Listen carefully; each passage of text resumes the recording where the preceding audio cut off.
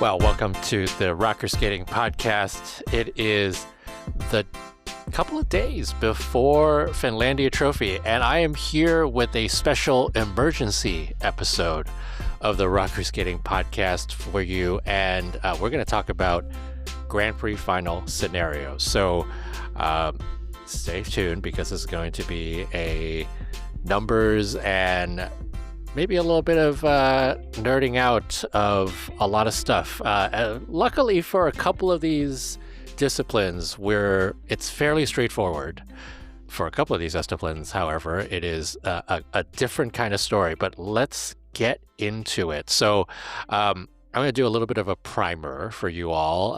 If you are not familiar with the Grand Prix scenarios, I guess the qualification criteria. So for those of you who have been part of this whole thing, there are 6 Grand Prix events. That's to the surprise of none of you. But each skater and or team is able to be in a maximum of 2 competitions during the Grand Prix. And the points that they accumulate are based on their placements. So first place gets 15 points, second place gets 13 points, third place gets 11 points, and so on and so forth. And the 2 numbers, right, of your placements will be added up to get to a total that determines the Grand Prix final field, right? So, for example, Ilya Malinin won both of his events, and so he gets 15 and 15, which means he has a total of 30 points. So 30 points is the maximum that you could get. And the top 6, based on those numbers, will get to the final. If there is a tie, and I'm going to make this a fairly simplified version. If there is a tie, there are really 2 tiebreakers that are often mostly used. The likelihood of it going beyond that is so minor. But basically what happens is that if you're tied with the number of placement points, then the first tiebreak is the highest placement of either of your Grand Prix. So if you got a first and second, your tie-breaking placement would be first. And so if both of the skaters or multiple of the skaters or teams have the same first tie break, then they go to a second tie break. The second tie break is then the combination of the total scores for the 2 competitions that they were in. And as you can imagine, the chances of the 2 total scores for 2 different skaters or 2 different teams adding up to exactly the same are so small. I don't think I've ever seen them go to a third tiebreaker. So for all intents and purposes, that's how it works. Very quick, very easy. But the scenarios going into the final Grand Prix are less easy. So let's talk about some of these different scenarios. And we're going to start with the men, because the men are probably the easiest to go with. And so for the men, you've got Ilya Malinin with 30 points, Shun Sato with 28 points, Mikhail Shadurov with 24 points. That is as clear-cut as it gets for the top 3. You'll notice that 24 points for Shadurov already gets him into the final, which is very rare at this time of the Grand Prix, right? Because oftentimes, you have to kind of wait until a 24 or sometimes even a 26 can get through.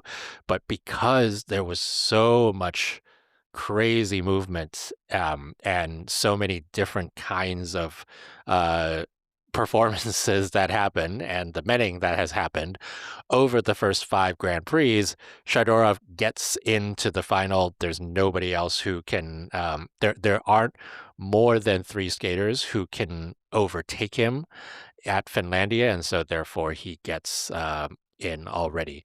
And so what happens then is we look at then the next 3. So 3 more will get in, and what you'll see in Finlandia Trophy is Yuma Kagiyama Adam Xiaohua, and Jason Brown, the three who still have a chance at getting on, a realistic chance at getting on to the Grand Prix final roster.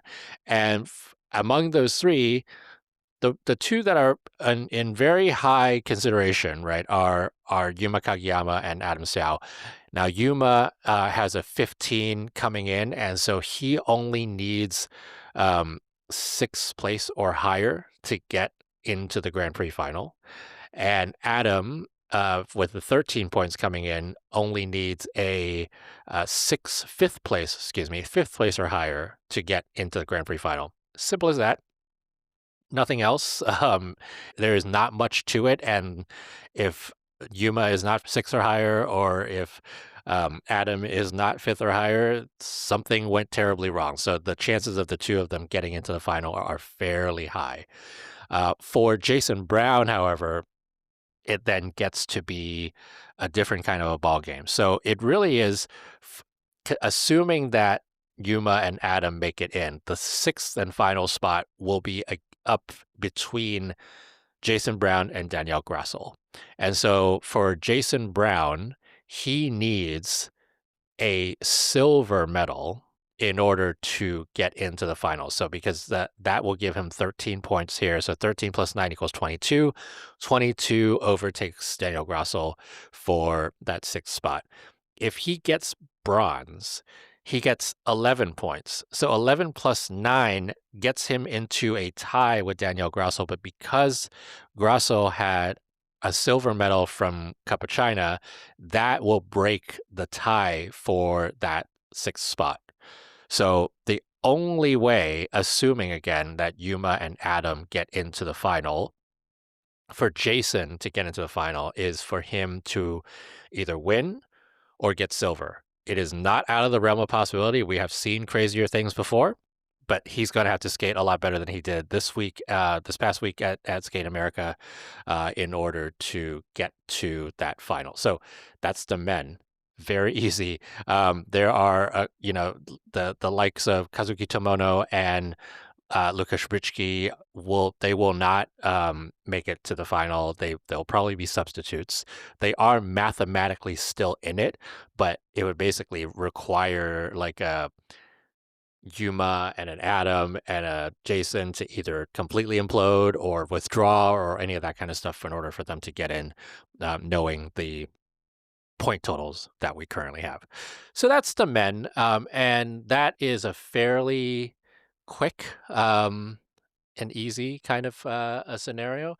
We're going to go to another quick and easy scenario, which is the pairs. And so for the pairs, we've got, let's see here, we have got 4 of the 6 spots that have been taken care of already. So Mira Kihara, Kanti Machi, Metelkina Baruva, Stellato Deschamps. You'll notice here that it took 28 points for the pairs to get an automatic mathematically automatic in before the final competition. And this is a sign that the same people are getting gold or silver throughout the first 5 Grand Prix, and that's what you see here. And the next one, right, is Pavlova and Sviatchenko. So the 3 teams really that are the most likely to be vying for those last 2 spots are Hase Volodin, who come in with 13 points. And so they basically need to be first or second in order to guarantee themselves a spot into the Grand Prix final. So first place would get them 28 points, that's in. Second place would get them 26 points, that's in. Third place, however, would then require them to be tied with Pavlova Sviatchenko, and then that would require them to have a tiebreak, and so they would have to win the tiebreak based on the total scores from the 2 competitions in order to get in.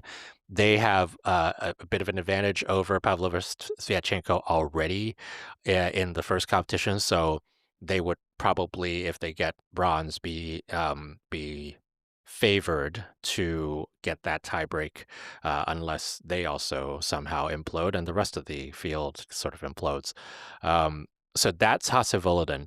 Now, then the interesting thing is, again, if Hassevolden does what they typically do, and gets gold or silver, the interesting one will be between Pavlova Sviatchenko and Cam O'Shea. Now, Pavlova Sviatchenko, they've already done their stuff. There's nothing they can do about anything. But wait, Cam and O'Shea have to get a silver in order to get themselves eligible to kind of be in the running, right? Again, assuming that Hasselvolden gets one of those spots. So if if Cam and O'Shea get the silver, they get 24 points. They are tied with Pavlova Sviatchenko, and then they would have to win the tiebreak. And so they need a 200.94 or higher in order for them to win that tiebreak. And so, in a lot of ways, Pavlova Sviatchenko, when they got silver at NHK Trophy with that, I think it was a 206 or 207, that helped them quite a bit, and it gives them an edge here for that Grand Prix final spot. Cam and O'Shea breaking 200 would be a really big score for them. But that's also to say, if they get silver here, given the field, it is likely that they will have a fairly high score. So we'll see how that goes. So my take is that basically Pavlova Sviatchenko have the edge over Cam and O'Shea at this point. It's basically up to Cam and O'Shea to put out a great performance. Gold, by the way, for Cam and O'Shea, and they are automatically in. So those are the most likely three. Now, the less likely, but also there's a chance that could happen, right? Is for Nagaoka and Moriguchi to get into the final. And for them to do that, they have to win. There are other scenarios, weird scenarios where they don't win and they they get silver and they get in. For example, if they take silver, they get 22 points.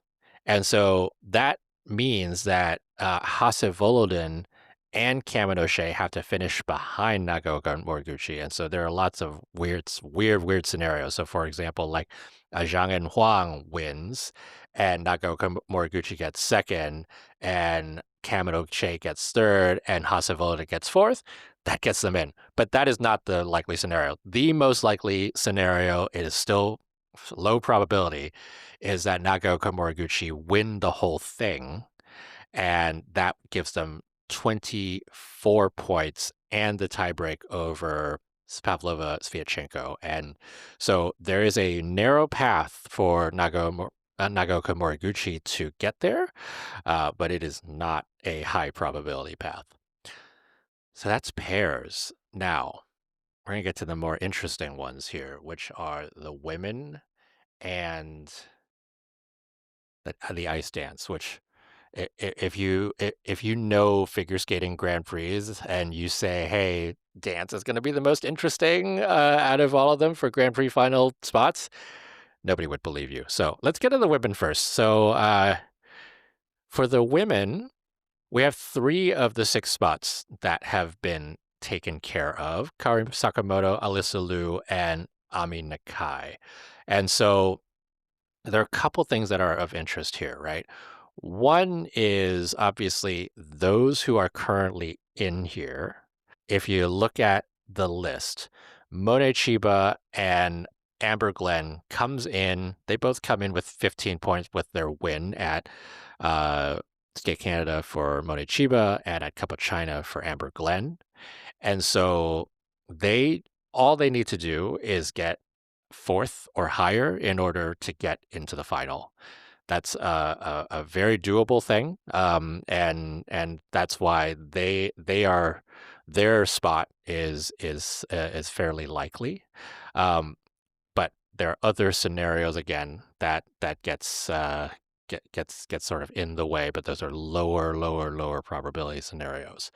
Now, if they do that, that also means then that Rinka Watanabe then because they would lose the tiebreak. Say Amber Glenn and Monet Chiba, one of those gets fourth place. They get 9 points. 9 plus 15 gets you 24. That ties them with Rinka, but it also, because both of them come in with a win, they get the first tiebreak over Rinka Watanabe. So that's why, like, it is always great to come in with a win, because the win really gets all of those tie breaks kind of out of the way. So that's for Monishiba and Aberglen. The next three, really, who are sort of like fighting for those spot, that final spot, assuming that Monishiba and Amber Glen are in, are Rinka, Rion Sumiyoshi, and Luna Hendricks. Now, Luna Hendricks is, of the three, the lowest probability scenario because of the points that she brings in, right? Luna Hendricks basically needs to win in order to get into the final. If she gets second, she will likely lose a tiebreak to Rinka Watanabe because she brings in a 199 from NHK Trophy, and Rinka Watanabe has a fairly high total score, and so it would require that to happen. Rion Sumiyoshi, she brings in a 216 from her bronze at that crazy Grand Prix de France. And so she actually would then, if she gets silver here, have a potential advantage over a Rinka Watanabe. A silver amongst this field will likely be in the 200s. And so Rion Sumiyoshi has a higher probability than a Luna Hendricks to win the tiebreak. So that is where that goes. Now, if either of them end up getting bronze, right? If neither of them gets gold or silver, they're basically out of the running.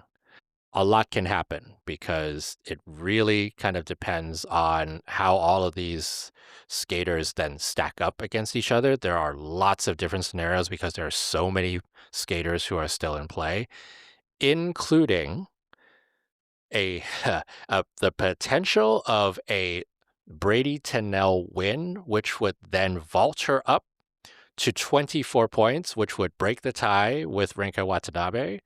And then the rest of the skaters, right, Monet Chiba and Amber Glen, would then have to, kind of slot in there. But if Brady wins, right, the only two people who can overtake her are Monet Chiba and Amber Glen. And so that gets her into the final. Low probability. I mean, we've seen Brady Tennell be good on the Grand Prix before, so it's not a complete out of the box sort of scenario here. So that is the women. Now there are people who are like, but what about Sofia Samodelkina? Yes, at this point, as far as I know, and I really should have done my complete research before I gotten into this because I didn't take a look at this before. But as far as we know, Sofia Samodelkina was invited to Finlandia Trophy, and I'm checking again right now, and I do not see her on the list. So the last that we heard was that she was awaiting a visa, and it is Tuesday night, and the competition starts on Friday. So there is still a chance that Sofia Samodelkina can get to Finlandia Trophy for this event. But if she does, she brings in 13 points with her silver medal. That completely shakes everything up, and I am not going to go into that right now because that would basically be a whole reset of what the scenarios actually look like. So stay tuned to see if Sofia Samodelkina ends up throwing a whole wrench into this whole thing. All right, let's go to the ice dance. Now, ice dance, crazily enough, only 2 of the 6 spots for the ice dance Grand Prix final have been taken. Chalk and Bates and Fear and Gibson with 30 points and 28 points. They've gotten through. The crazy thing is we've got 4 more spots at this point in the Grand Prix series. Usually we have kind of like what you saw with the pairs. You usually have 4, likely 4 of the spots already taken, and then the last 2 are fairly certain who's going to take them. This time around, kind of a different story. But what we see here is Fournier, Baudry, Cicerone, and Gilles Poirier both coming in with a win, so 15 points from their respective Grand Prix. They then become fairly heavy favorites, especially given how ice dance goes, to get to the Grand Prix final. They need basically a 4th or higher in order to get to the final, and that is a very, very, very likely scenario. The second one to look at is Reed and Ambrulevicius, who come in with a 24 points from their 2 Grand Prix, and they win the tiebreak over Lejoie-Legas. And so all of that is to say that assuming Fournier, Baudry, Cicerone, and Gilles Poirier end up doing what they do, which would be a 1-2 in some order, they will then overtake Reed and Ambrulevicius for kind of those points, and then they are now in the 5th spot. Now, the next likely scenario then goes to Zingis Kolesnik versus Lejoie-Legas for that final spot. And so Zingis Kolesnik basically would need to be at least in the bronze medal position. And if they get bronze here, they get 24 points. They will tie Lejoie-Legas. There's a even likelihood that they overtake Reed and Ambrulevicius based on the point total. They come in with a very high point total. They come in with, 202 from their silver at Cup of China, and so the likelihood that they then get the tiebreak over Lejoie-Legas is very high. Now, Zingis Kolesnik is not guaranteed to be in the bronze medal spot because you've got Spartan Dijk, who could very well figure out a way to get there, right? Like they have seen international success before, and if they end up getting the bronze and Zingis Kolesnik end up getting 4th place, then Lejoie-Legas get into the final. So there's a lot of that going on. I think the spoiler there is likely going to be Smart Dijk, and then Smart Dijk has a very low chance of getting, well, basically impossible for them to get into the Grand Prix final, but they can spoil the placements going into the Grand Prix final. All right, so that was Grand Prix final scenarios for 2025-2026 season. There's lots to come this week for Finlandia Trophy. I'm sure everybody will be on their edge of their seats, including the skaters that we had just talked about. Michelle and I will be here to do our Finlandia Trophy preview. All right, well, talk to you soon. Bye.